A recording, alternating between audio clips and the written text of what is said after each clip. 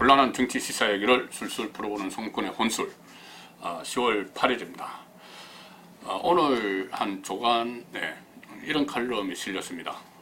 칼럼 제목은 법무장관 일가의 1도 2부 300. 이 칼럼을 쓴 기자는 법조팀장으로 알고 있습니다.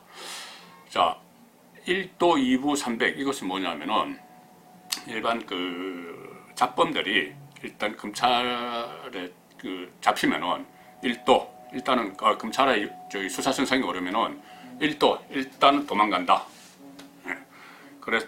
그런데도 붙잡히면은 2부 두 번째는 무조건 부인한다.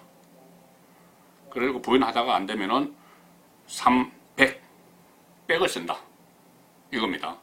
일반 잡범들이 보통 수사를 받을 때 그런 수법으로 버티기를 하는 거죠. 그런데 이 칼럼에서는 법무장관 일가가 1도 2부 300을 하고 있다는 겁니다. 뭐 해외 도피, 뭐 용의자들 해외 도피 뭐 이런 거 있었죠. 조국 장관의 오촌 조카도 해외로 도피했다가 왔습니다. 일단 도망갔다가 왔죠. 그리고 또 조국 장관 동생이 웅동학원 교사 채용 비리 의혹에 따라서 수사를 받던 중에 그 관련자들을 해외로 빼돌렸습니다. 도망시켰죠. 그 다음에 2부 부인한다. 뭐 조국 장관 사모펀드가 뭔지 몰랐다. 이번에 알았다 했는데 그 전에 알았던 상황이 다 드러나고 있고 또 모든 걸 지금 부인을 하고 있습니다. 그러니까 부인을 하면서 부인이 했다. 그러니까 아내가 했다. 뭐 이런 말도 하고 부인을 하고 있죠. 그 다음에 세 번째 백을 쓴다. 법무부 장관으로서 본인에게 백을 쓰고 있습니다. 뭐 검찰 수사를 방해하는 듯한 여러 가지 검찰 개혁의 이름을 포장해서 여러 가지 조치들을 내놓고 있죠. 백까지 쓰고 있습니다. 그런데 조국 장관 오늘도 백을 썼습니다.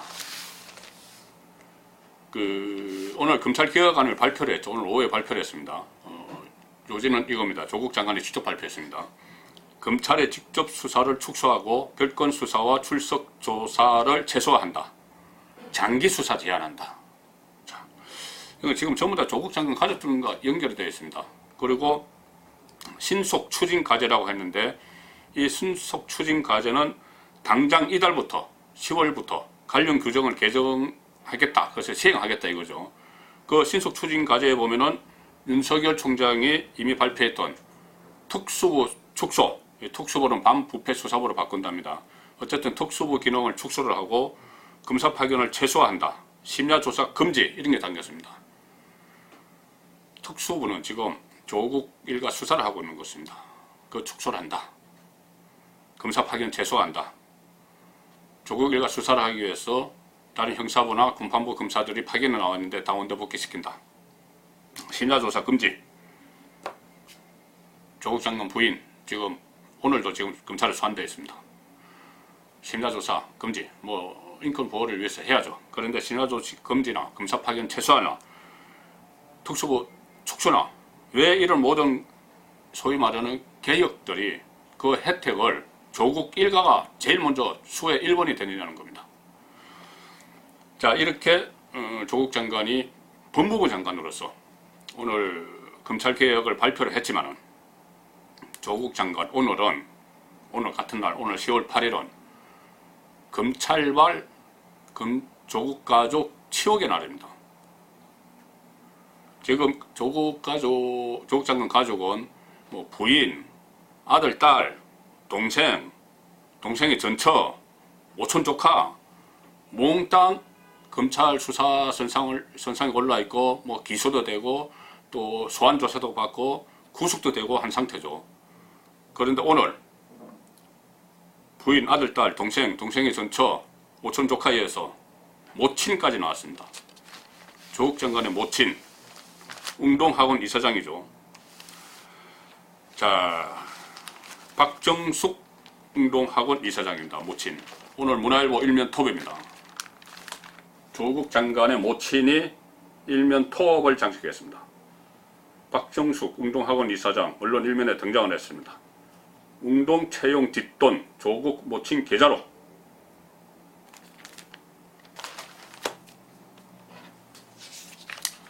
요지는 이겁니다.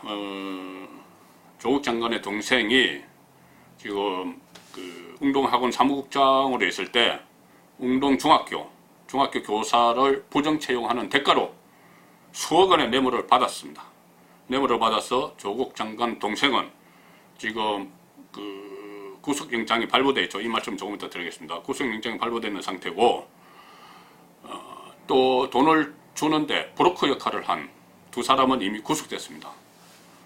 그런데 조국 장관 동생이 받은 수억 원, 그 중에서 일부가 박 이사장, 모친 박 이사장 계좌로 흘러간 정황을 검찰이 포착했습니다.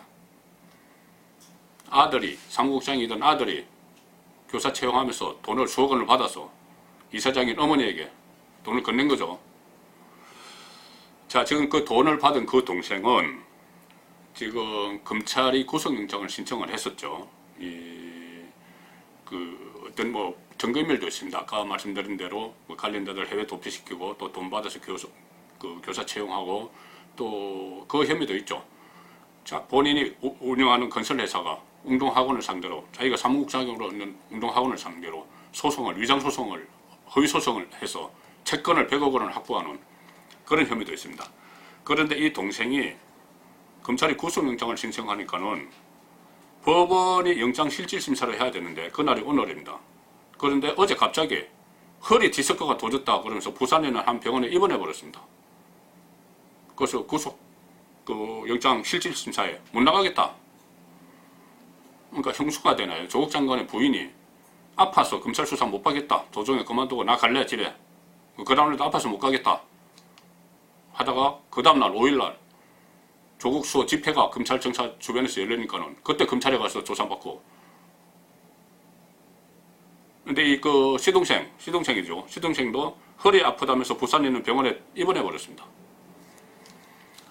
자, 근데 검찰이 그것을 병원 쪽에 물어보고 다 해서 아니다, 이것은 깨병이다 이렇게 판단한 것 같습니다. 그래서 강제 구인영장을 집행을 해서 부산에서 구인을 해서 잡아서 서울에 있는 중앙지법으로 압송을 했습니다. 그런데 조국 장관은 조금 전에 들어온 소식인데 법원에 신문 포기서를 제출했습니다. 영장실질심사 포기하겠다. 그렇게 되는 거죠. 그렇게 되면은 서울중앙지법은 조씨에 대한 영장실질심사 이 신문을 하지 않고 서면심사를 통해서 아마 오늘 쪽으로 구속 여부를 결정을 하게 됩니다. 자, 조국 장관이 검찰개혁을 발표하는 그 시간에 모친은, 어머니는 검찰에 의해서 새로운 범죄 용의자가 돼버렸고 또 검찰 소환받아야 됩니다. 법무부 장관 어머니가, 이번에는 어머니가 조사받아야 됩니다. 동생은, 법무부 장관의 동생은 검찰에 의해서 끌려서 서울로 압송됐습니다.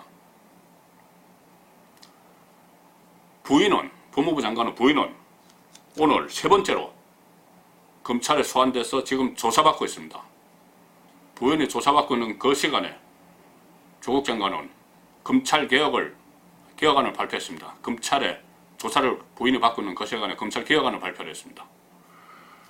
자, 부인이 피의자로 검찰 조사를 받고 그 시간에 남편은 법무부 장관 자격으로 검찰 개혁안 발표하고 그 동생은, 법무부 장관의 동생은 부산에서 검찰에 의해서 압송되었고 법무부 장관의 모친은 다시 검찰 수사 선상에 오르고 정말 코미디 같은 일이 하루도 쉴 새 없이 반복되는 일상처럼 돼버린 2019년 대한민국입니다. 정권의 혼술이었습니다.